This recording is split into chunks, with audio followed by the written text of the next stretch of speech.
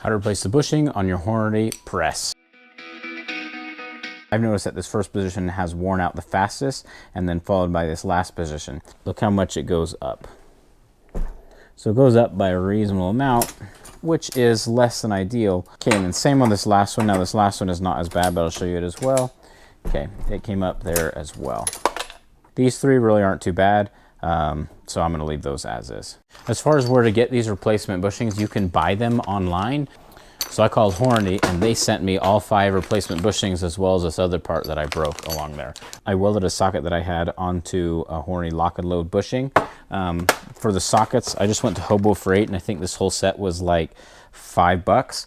Now these are threaded regularly, so you'll go in, not all the way, part of the way, and then push on it, and they are pretty tight, but it should come out pretty easily. Okay, so I don't know how well you'll be able to see the wear and tear on there. So that is a worn bushing on the left, and then the new bushing is on the right. Bushing has probably seen 30,000+ cycles on it, and that's what's happened over the years.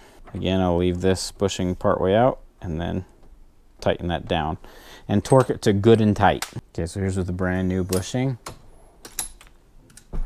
No movement whatsoever, and that's fantastic. That's what you're going for. Okay guys, so that is it as far as replacing the bushings on the Hornady AP lock and load press and any Hornady conversion that you've used or any other Hornady press with the lock and load system.